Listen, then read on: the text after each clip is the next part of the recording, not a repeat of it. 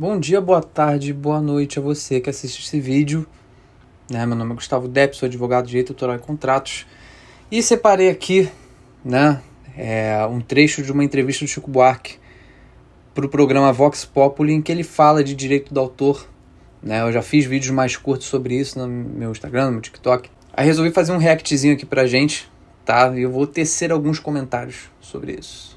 Eu sei, gente, esse fone de ouvido aqui é brincadeira, mas é o que eu tenho no momento. Mas vamos ouvir aqui o Chico.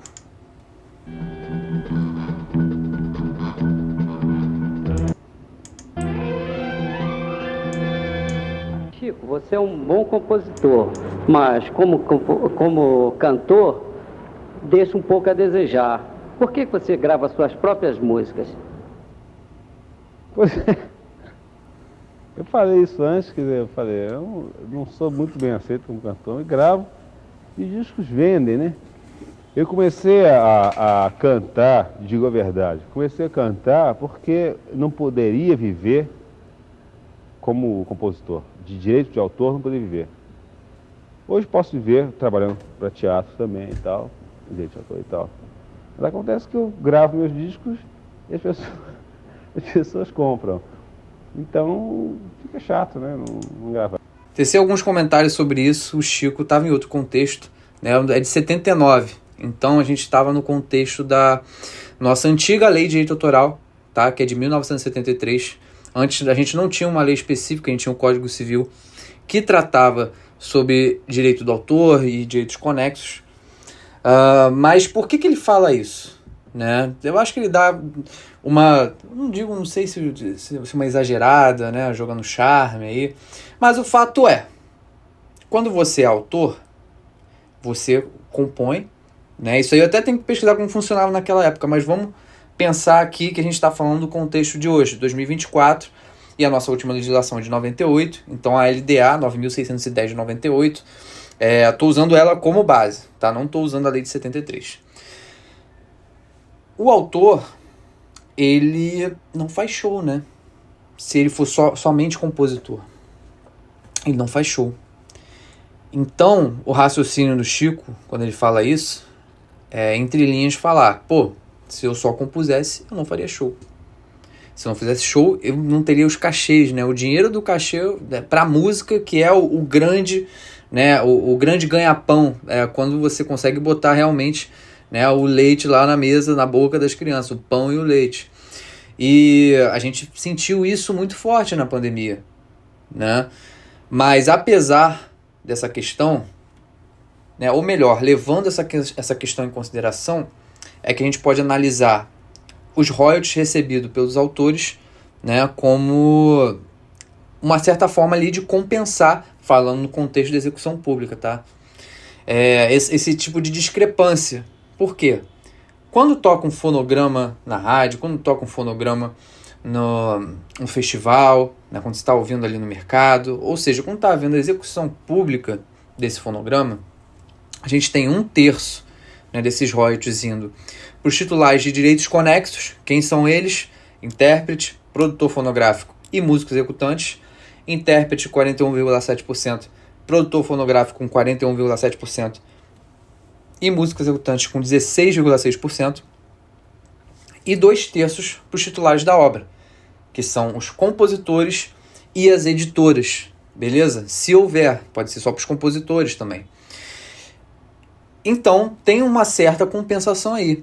Quando a música toca ao vivo, quem é que recebe? Quando, por exemplo, eu toco ao vivo uma música do Chico Buarque, quem vai receber? O Chico Buarque, eu não vou receber nada. Eu, como artista, eu vou receber somente o meu cachê, tá? Como, né, alguém que está ali performando uma obra. Isso muda de figura se eu estiver gravando meu show, gerar um ISRC, gerar um novo fonograma. Inclusive, eu tenho que pedir autorização para os titulares da obra, nesse caso, o Chico Buarque, né, tomando o que eu acabei de falar como exemplo. Mas não há o direito conexo ali quando você está tocando, certo? Anotado isso? Então a gente consegue ver ali uma certa compensação para o autor nesse contexto. Agora, né, o Chico jogou esse charme aí e a gente viu aqui que realmente há certos mecanismos para compensar o fato de que os titulares das obras, as pessoas, né, os artistas que têm habilidade para compor, às vezes não performam, não tocam, não interpretam. Mas e o digital, gente? Hoje em dia a gente está no contexto de Spotify sendo, né, a maior fonte de renda para a maioria dos artistas, né, quando a gente fala de direito autoral. A gente está falando aí, né, de a possibilidade de você viralizar através de TikTok, né, você viralizar através das redes sociais. E o complicado nisso é que o autor, né, quando o fonograma está corretamente cadastrado no digital, digamos que é só no digital, ele só vai receber 9%, tá, desses direitos, né? Ou seja, vamos tomar como exemplo, sou intérprete, toco a música do Chico Buarque, né? Gravei a música do Chico Buarque, eu tenho a produtora fonográfica, que é quem banca a gravação. Antigamente só poderia ser mesmo as gravadoras, hoje em dia pode ser, né, a gravadora, a produtora, o selo, o teu empresário, a tua empresária, enfim, ou você mesmo, se você bancar tudo. E aí você vai ter um contrato com a produtora fonográfica, porque ela vai ter bancado o seu fonograma, e vocês vão dividir isso aí, tá? Da maneira que vocês acordarem. Qual é a questão nisso? Não se paga direitos conexos na maioria dos streamings agora em 2024. É algo que está sendo batalhado, algo que está sendo, né, discutido, né, para pegar uma fatia maior do que é reservado, né, ou melhor, deixar uma fatia menor só para o digital e conseguir, né, e as empresas, ou melhor, não as empresas, né, as associações terem um condão de puxar ali e distribuir para os titulares de direitos conexos também o que estiver tocando no digital, tá? Mas é isso, o autor ele só vai receber 9%, tá? 9%. Enfim, por que isso? Contratos na época que surgiu, né, quando o iTunes começou a vender música, quando chegou no Brasil, o streaming começou a tomar, né, uma dimensão muito maior, tá? Mas isso a gente discute em outro vídeo que a gente for analisar de forma mais crítica. E como o compositor, o autor, ele tem direito, né, a essa parte, o autoral do digital.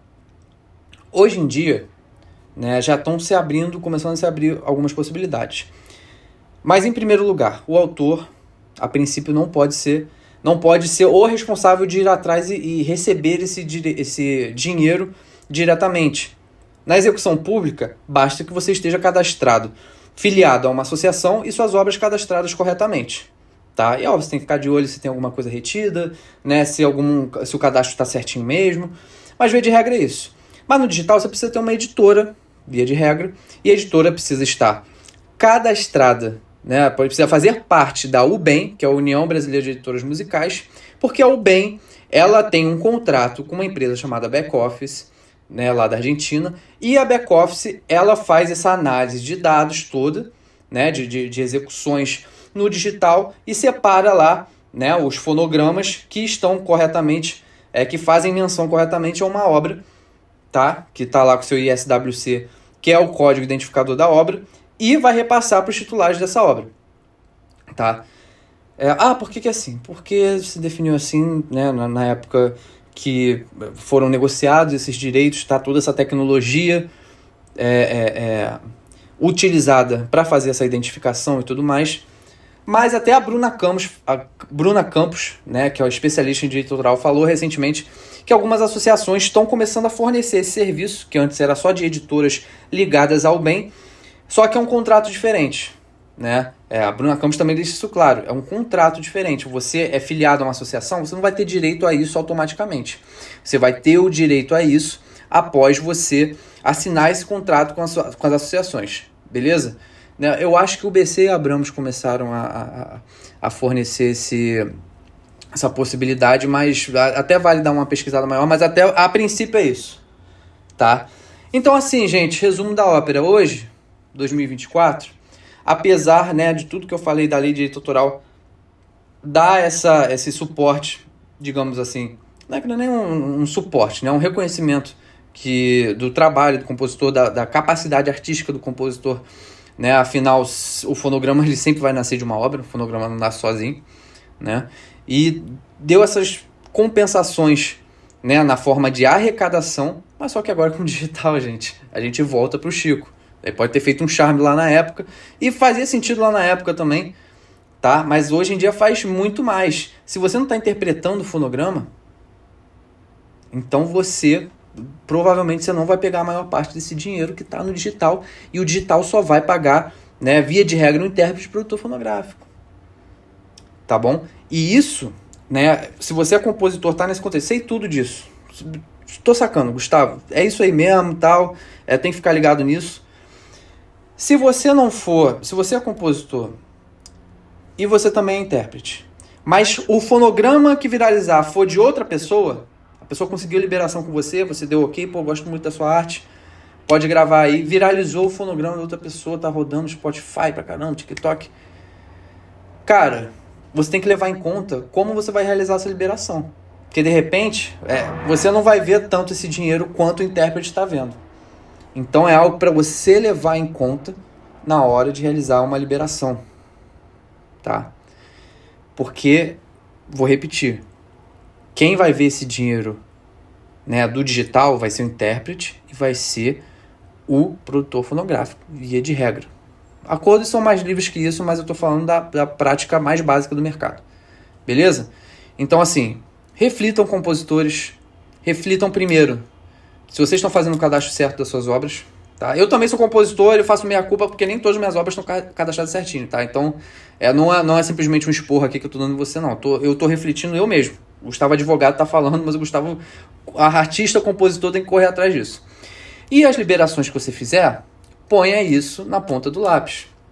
Se é um artista que você não tem ali uma relação de carinho, né, uma relação ali, né, mais íntima, de forma que você libere a música sem muito problema, você tem que botar na conta o que você não vai receber. E o que aquela pessoa potencialmente vai receber, aquele intérprete, aquele produtor fonográfico, no digital.